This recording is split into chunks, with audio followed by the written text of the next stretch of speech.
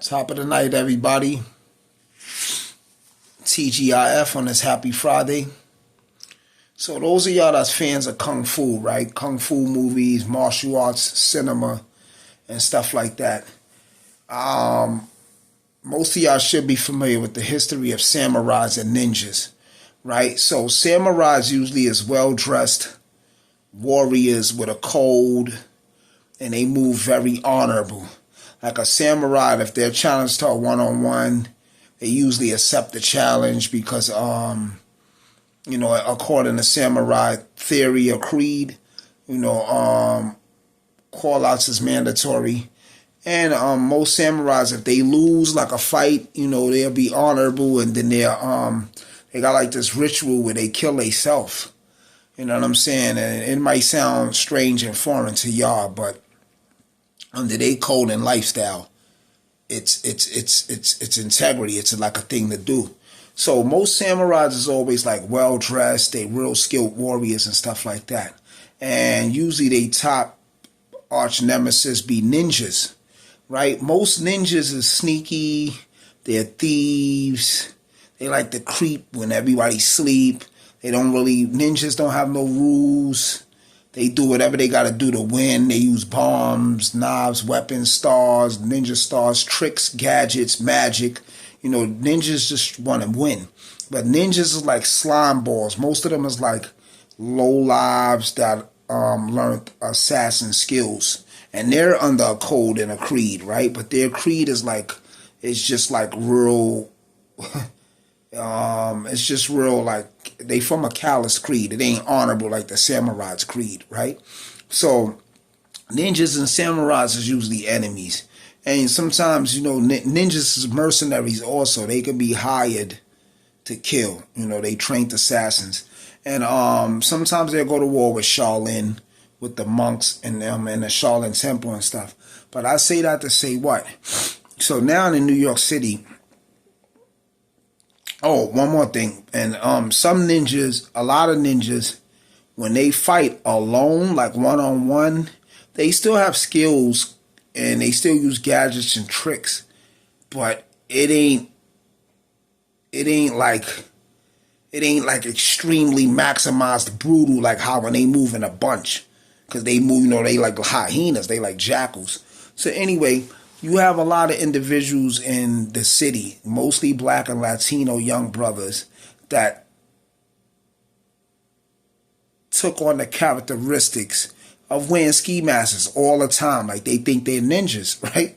The only difference between them and ninjas is they don't have the skill that ninjas have, like the fighting combative skills that ninjas have. But they do have the low-level, slimy, petty thinking, stealing, and they like they just like degenerates. You know what I'm saying? And they also have the characteristics of ninjas of being dirty. Ninjas is dirty. Ninjas lay in the mud. They'll lay inside the dirt, and ninjas do everything. Samurais is not doing that shit. Samurais is not laying in no mud. They not laying in no dirt. They ambush you. They just gonna come straight to you, straight forward or whatever. Samurais don't never wear masks. They don't hide their face, none of that. Ninjas hide. They move in the dark. They lay in the dirt. They just do everything. They just do a lot of degenerate shit. So a lot of these young dudes in the city, they think they're ninjas now. They wearing the same Nike tech suit all year round, 365 days a year. It just be one dirty, dingy Nike tech suit. Some might have three. They might have a black one, a gray one, and then another color, or two black ones and one gray one. And they'll rotate it, right? With the same dusty Jordans. Them shits don't be tied up. The shoestrings don't be laced or nothing. And the drawstrings on the Nike Tech pants, they don't be tied either, so the Nike pants be sagging. But these kids is like usually raised in single parent homes, no father on deck, and their mother's like a prostitute or the slut from the hood that got 2 and 3 baby fathers. If they do have a father on deck, he was like the meatball from my generation, that he was like a blood or a crip or a gang member, or he was like a bum broke fake tough nigga too, and then that's his kid. Because some of these niggas is my kids' age, 28, 29. Some is younger. Some is 19, 20, You know, some is 18, but these niggas don't got no GEDs. They don't have no high school diplomas. When you study statistics, the literacy rate is down.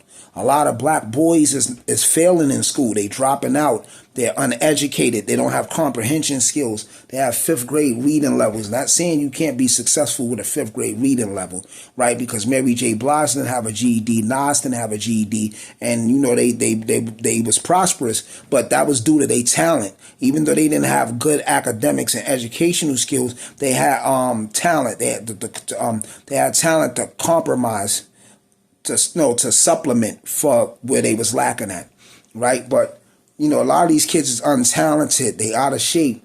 You know, they real low vibrated. Niggas, they be sharing heroes together. They share hero sandwiches. Yo, bro, let me get 2 bites of your Chinese food. Niggas be eating out the same box of Chinese food. I see niggas eating off the same spoon and all. These niggas is like, these kids is like the worst. But they always think they tough. They, you know, they on the train. They hide behind the mask. You can't see their face. And some of them, a great majority of them, if you was to see them without the mask, you would see that they're really not fit. They really nothing to fear. These is like harmless. These is like harmful, docile, victimized kids. But for some reason, when they hide behind a mask and they know you can't see their face, that's why I master the eye codes. Because it's just like Muslim sisters in the Islamic faith. We map the sisters' eyes out. Like we study their eye structure and all that. So I be studying these niggas' eye structures and shit, and they walk and they phenotype and how they, you know, they walk and they body structure, and this how you can still learn who is who, right? But a lot of these niggas, once they put the mask on, it's like an alternative ego. They start to feel like elite. They start to feel tough. And when these dudes die, I don't pity them. When they get shot in the head, they get murdered. I don't care whose son it is. I don't care when the moms be like, oh, my son is innocent. No, your son was a gangbanger. He was shooting, robbing, terrorizing people on a train. He was doing a bunch of stuff, saying, suck my dick 90,000 times a day, smoking grabba and weed in the lobby while the old ladies is coming in. He's a casualty of war. He's expendable, right? These individuals, they're actual collateral damage. The government got a plan for these niggas because World War III is coming, right? And NATO just pulled up to Russia, and Russia just released mad ships. These are the real shooters. These soldiers, these warlords, these real militias, these terrorist groups, these revolutionary fighters. These is niggas that's really about it. These young kids is going to get crunched. They're going to get crunched. And all these asylum seekers that's here and all that, these dudes is already trained for war. They're just playing their position until they're summoned to be activated. And all these young kids is going to be getting crunched. I'm sorry to say. Ladies, if y'all got young sons, school them. If y'all can't control them, send them to the system. Put them in group homes, foster homes, and let them experience what they experience. But if you can't control your kid, kick them out the house. That's how my grandmother moved. You don't want to follow the rules of my house, you can get the fuck out. You know, once we got an age to where she felt we too big to be getting beatings, now it's like you can get the fuck out. If you either gonna go to school. If you ain't gonna go to school, you gotta work. And when you work, you gotta pay bills. And if you ain't gonna go to school and you ain't gonna work and you think you're gonna sell drugs, you're still gonna pay bills. And when you sell drugs, if you gotta do time, you better not tell and you better hold it down. And whatever happens to you in the street, you better hold it down and don't bring it home. Don't bring nothing to my door, boy. Right? So, you know, I just be looking at these kids on the train, and I just seen a dirty nigga. I was on the D train coming back from, you know, eating. I treated myself to eat and everything, like I always do. It was a dirty kid on the train. He was with a dirty girl, and they had a dirty child in a dirty stroller. So I'm like, what would make this dirty girl bone this dirty boy to have a dirty baby in a dirty stroller? He can't provide for you, ma. Young sister, young black lady. And he's lost, but they humping, they open off each other. Hump, hump, hump, hump, hump. We gonna live off the system. We gonna get Section 8. We gonna go in the shelter as a domestic couple. We gonna get the voucher. We gonna get the crib. And once he get the crib, he gonna cheat anyway and bone somebody else while she at work or something, or one of the programs that they send her to, right? And she's gonna be head of household. They always make the chick the head of household, right? Or another thing, while he at work, she might meet a nigga that's really about something. He see she got the crib, but he got the bag. And he might box the baby father out. But anyway, this dirty nigga was on the train. It was like 5 cops on the train. But this nigga was ski masked up. And he act like he couldn't sit still. Like he had ADD or ADHD or something. Incubator baby or something.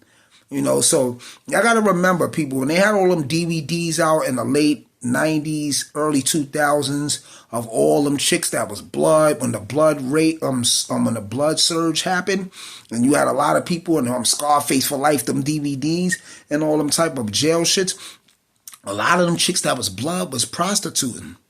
Remember, the Bloods was pimping chicks in the early 2000s, late 90s and all that on Pennsylvania Ave by the Galaxy Hotel, Huts Point. A lot of these chicks, a lot of these kids, they mothers was the hoes, the prostitutes and the strippers and all the after hour spots and all that from that era, from the late 90s, early 2000s. Remember, if a child is born in 2000, they 24 right now.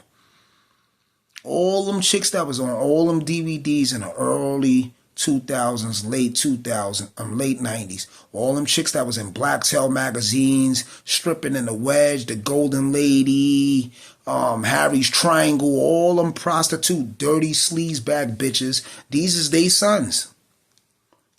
Or they friends' sons, or they cousins' sons. Yeah, these kids is products of fornication. These are fornication babies. These is lust babies. These is drug babies. These is Lincoln Hospital, Harlem Hospital, East Elmhurst Hospital, Brooklyn Hospital babies.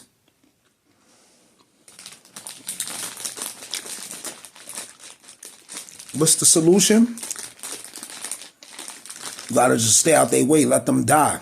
Don't try to intervene, don't try to mentor them, don't educate them. Let them all crash out and kill each other and harm each other or go to jail and do life and just never come home. And people gonna be like, oh, we can't do that to the black kids. Our job is to teach them. That's why they still acting up, because they know y'all care. Right? Same way a chick, she always act conceited and act funny to a nigga that she no care. But she always like the nigga that don't give a fuck about her, because she know he don't give a fuck about her. Same thing with these kids. When they know nobody's paying attention to them and nobody give a fuck what they do, they're going to stop killing each other. They're going to stop gangbanging. They're going to stop doing everything because it don't garner attention. The reason why people sell crack and drugs during the drug era and even now to this day, because it's kind of a cool, well, it's associated with cool when you selling drugs. These niggas will sell drugs before they get a legal job. These niggas will sell drugs before they sell burgers. Because burgers is looked down upon, right? Selling drugs is cool, right? So same thing with gangbanging and all. Niggas think it's cool. Everybody got to just ignore them. Let them kill each other. Let them die. Let them go to jail. Let police clunk them niggas in the head. Crack their skulls open. We don't care. And once they see we don't give a fuck, oh, damn, nobody paying no mind to us. We ain't getting no attention. They'll switch their tune. Trust me, people. The gods don't mingle with the mortals. Kings don't eat with the peasants. The only time wise men hang around fools is when they educate them or enslaving them. Stay up like a cop, holler back on my collar crack. We get up like sit-ups. Iron them, oxygen, uno.